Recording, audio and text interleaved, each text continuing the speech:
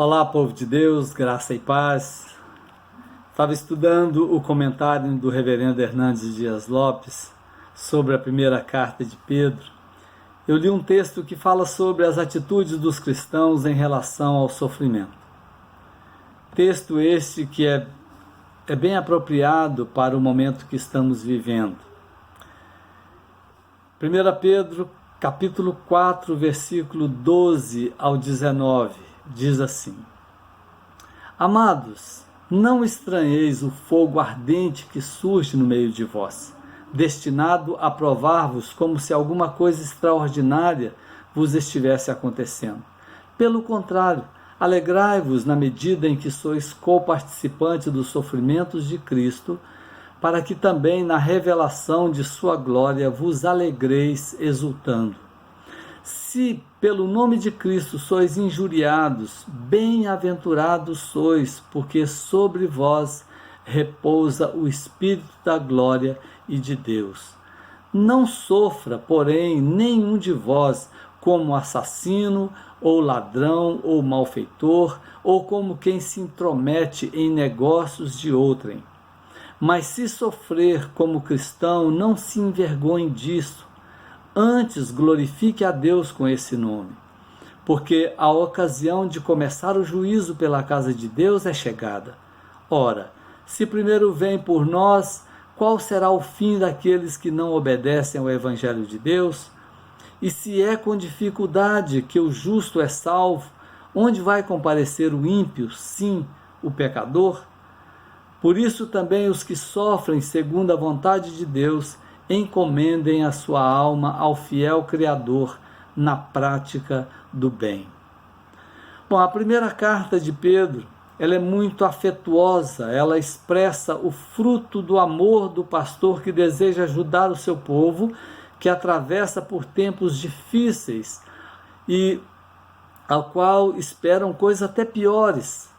A primeira carta de Pedro, ela é destinada aos crentes forasteiros que estão numa região registrada no capítulo 1, versículo 1, que é Ponto, Galácia, Capadócia, Ásia e Bitínia. Eles estavam sofrendo perseguições e passando por grandes provações. O sofrimento é uma palavra que não gostamos nem de ouvir, quem dirá passar por ele. E muitas pessoas têm a ideia que o sofrimento serve para apagar pecados com autoflagelo. Mas de acordo com o apóstolo Pedro, qual deve ser a atitude dos cristãos em relação ao sofrimento? Primeiro é não estranhar. O versículo 12 diz assim: Amados, não estranheis o fogo ardente que surge no meio de vós, destinado a provar-vos como se alguma coisa extraordinária vos estivesse acontecendo. Para o crente, o sofrimento geralmente é uma provação de Deus, e o cristão deve esperar a provação. Se o mundo perseguiu Cristo, perseguirá nós também. A igreja não se torna fiel por ser perseguida, ela é perseguida por ser fiel. O apóstolo Paulo, em 1 Timóteo, diz: Ora, todos quantos querem viver piedosamente em Cristo Jesus serão perseguidos. 1 João 3,13 diz: Irmãos, não vos maravilheis se o mundo vos odeia. Maravilhados significa aqui espantados, abismados, admirados. O sofrimento, quando ele é uma permissão de Deus, ele é para nos provar, não para nos destruir. É para nos ensinar, nos aperfeiçoar, nos purificar. E nós precisamos de entender isso. O salmista, no Salmo 66, versículo 10, ele diz: Pois tu, ó Deus, nos provastes, acrisolaste-nos como se acrisola a prata, tirar as impurezas do metal precioso, purificar no crisol. Provérbios capítulo 27, versículo 21, diz assim: Como o crisol prova a prata e o forno o ouro, assim Deus nos prova também. Satanás quis destruir Jó com o sofrimento. mas Deus quis revelar-lhe sua soberania. O diabo tenta para nos destruir, Deus prova para nos purificar. Kistermeike diz que os cristãos devem entender que Deus deseja separar a verdadeira fé daquela que é mera imitação e usa o instrumento do sofrimento para alcançar os seus propósitos. As atitudes dos cristãos em relação ao sofrimento, ela precisa ser alegrar-se no sofrimento, de alegria. E o versículo 13 e o versículo 14 diz assim: pelo contrário, alegrai-vos na medida em que sois coparticipantes dos sofrimentos de Cristo, para que também na revelação de sua glória vos alegreis exultando. Se pelo nome de Cristo sois injuriados, bem-aventurados sois, porque sobre vós repousa o Espírito da glória e de Deus. É difícil até para entender, mas esta é uma afirmação que não é só de Pedro. Jesus disse no Sermão do Monte, Mateus 5, versículos 11 e 12, bem-aventurados sois quando por minha causa vos injuriarem e vos perseguirem e mentindo disserem todo mal contra vós. Regozijai-vos e exultai, porque é grande o vosso galardão nos céus. Pois assim perseguiram aos profetas que viveram antes de vós. O apóstolo Paulo, ele demonstrou alegria apesar dos problemas. Paulo se alegrava no sofrimento porque entendia que as coisas espirituais estão acima das materiais e que o futuro tem mais valor que o presente e o eterno vale muito mais do que o temporal. Paulo se alegrava porque sabia que Deus estava no controle de todas as coisas, de cada situação. Tiago diz que tende por motivo de toda alegria o passardes por várias provações. Pedro, no capítulo 1, versículos 6 e 7, fala sobre uma alegria indizível e cheia de glória. Os apóstolos consideraram um privilégio sofrer por amor a Cristo, sofrer por fazer a vontade de Deus. Em Atos 5, 40 e 41. Chamando os apóstolos, açoitaram-nos e, ordenando-lhes que não falassem em nome de Jesus, os soltaram. E eles se retiraram do sinédrio, regozijando-se por terem sido considerados dignos de sofrer afrontas por esse nome, pelo nome de Jesus. Para o cristão, o sofrimento significa comunhão com Cristo.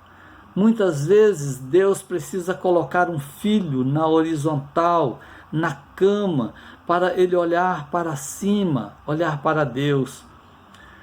No versículo 14, o sofrimento aqui descrito não é físico, e sim verbal. Quando enfrentamos o sofrimento sem amargura, sem murmuração e sem revolta, mas nos submetemos a Deus, o Espírito da glória repousa em nós e isso promove a glória de Deus. Muitas vezes nós somos tão injuriados. Mas não é qualquer sofrimento que é uma aprovação de Deus. E nem é para o nosso bem. Por isso nós precisamos avaliar o sofrimento. O versículo 15, o versículo 18, diz assim: não sofra, porém, nenhum de vós como assassino, ou ladrão, ou malfeitor, ou como quem se intromete em negócios de outrem. Mas se sofrer como cristão, não se envergonhe disso. Antes, glorifique a Deus com esse nome. Nem todo o sofrimento é da vontade de Deus, e nem todo o sofrimento glorifica a Deus. Há sofrimentos provocados pelo próprio homem. O cristão não pode ser um provocador de problema. Ele respeita a vida alheia, os bens alheios, a honra alheia e a privacidade alheia.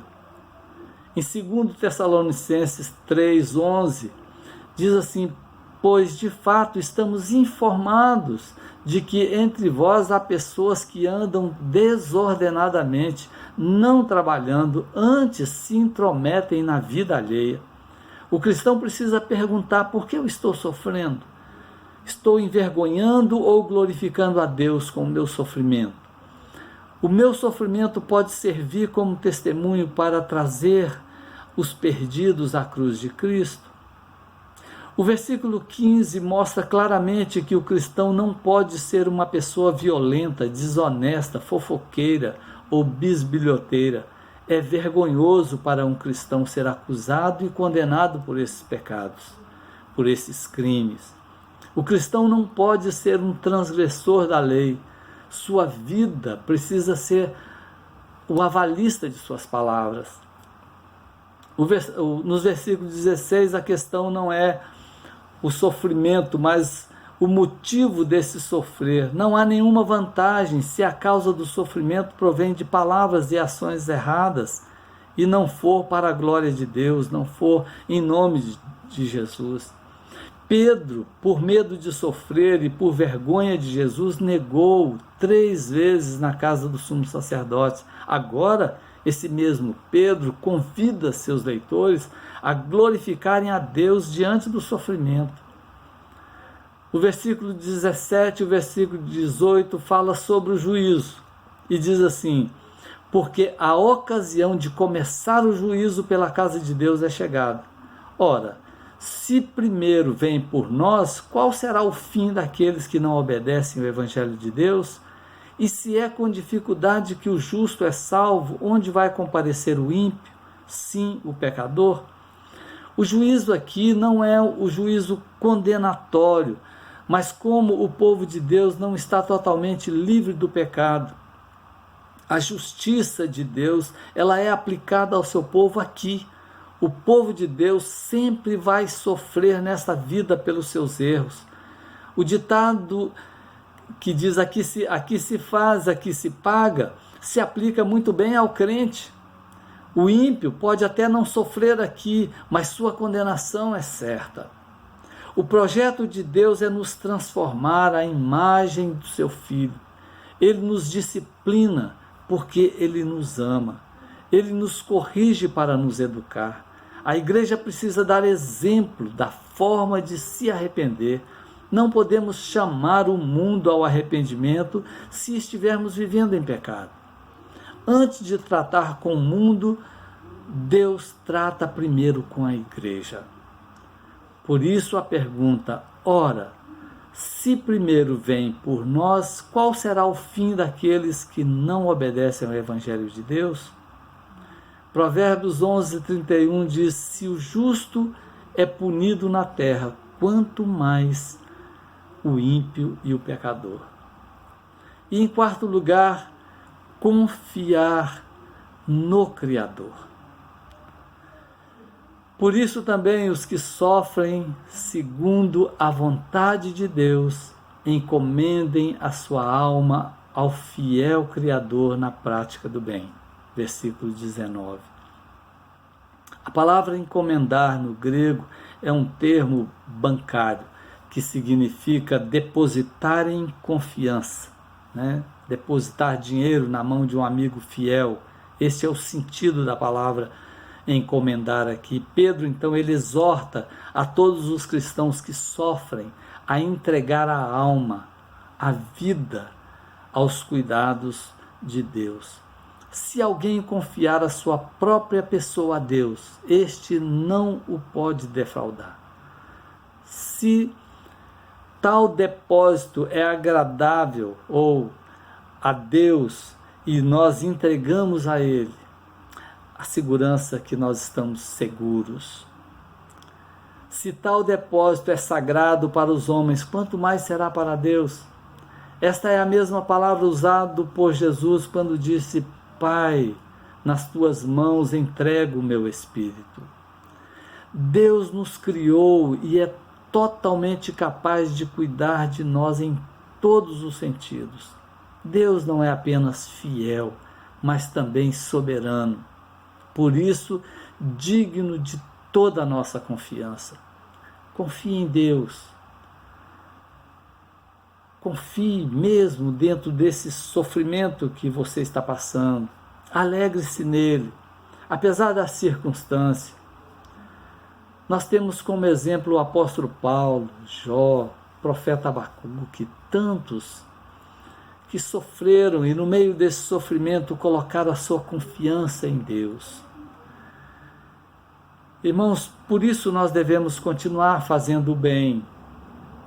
E o versículo 19, ele encerra assim, né? Sempre encomende a sua alma ao fiel Criador na prática do bem. O sofrimento não pode endurecer o nosso coração, nem nos deixar apáticos e sensíveis. Tiago, capítulo 4, versículo 17, diz: portanto, aquele que sabe que deve fazer o bem e não o faz, nisso está pecando. Como que este texto se aplica à nossa vida hoje? Primeiro, que os filhos de Deus precisam entender e crer que todas as coisas cooperam para o bem daqueles que amam a Deus, inclusive o sofrimento. Temos que ter por motivo de alegria o sofrer por causa de Cristo e ser agradecido por Deus nos provar, pois Ele faz isso com quem Ele ama. Porque a quem Deus ama terá o sofrimento aqui, ele pode ter o sofrimento aqui, mas a quem Deus não ama terá o sofrimento aqui e na eternidade. Em terceiro lugar, que sofrer por causa de Cristo é glorioso, mas sofrer como assassino, ou ladrão, ou malfeitor, ou como quem se intromete em negócios dos outros sem ser chamado, isso é pecado, é vergonhoso. Precisamos confiar e entregar nossas vidas a Deus, que é o nosso amado Criador, nosso soberano Senhor, e não deixar que o sofrimento endureça o nosso coração, nos tornando insensíveis com relação ao sofrimento do nosso próximo. Precisamos fazer o bem. Precisamos lembrar das palavras de Tiago. Portanto, aquele que sabe que deve fazer o bem, se não faz, nisso está pecando. Irmãos, nesse momento tão difícil de pandemia, é o momento de confiarmos em Deus e nos alegrarmos nele, né? Não ficarmos entristecidos, porque isso é uma provação. E nós temos que fazer, encomendar a nossa alma, a nossa vida a Ele, entregar a nossa vida a Ele e deixar que Ele cuide e vivermos então na plena confiança do nosso Senhor. Que Deus nos abençoe. Vamos orar. Pai amado, louvado seja o nome do Senhor. Meu Deus, muito obrigado por mais essa oportunidade que o Senhor nos deu de falar da Tua palavra. Ó Deus, como é bom saber que o Senhor cuida de nós em todos os sentidos, mas que nós temos a nossa responsabilidade, ó Pai, e que sofrer por causa do Teu nome é maravilhoso e é glorioso. Mas, Pai, que o Senhor não nos deixe cair nas tentações do mundo, para que nós possamos sofrer por causa dos nossos erros e pecados. Nos ajude, Pai, nos dê a paz, a alegria, a proteção e os cuidados do Senhor sempre. Cuida do Teu povo, Pai, em nome de Jesus. Tudo o que nós pedimos é que o Senhor esteja cuidando de nós em todos os momentos, em todos os sentidos da nossa vida. Por isso nós entregamos a nossa vida ao Senhor. Que o Senhor nos ajude. Eu oro e peço ao Senhor, no nome santo do nosso amado Senhor Jesus Cristo. Amém. Amém. Deus abençoe, amados.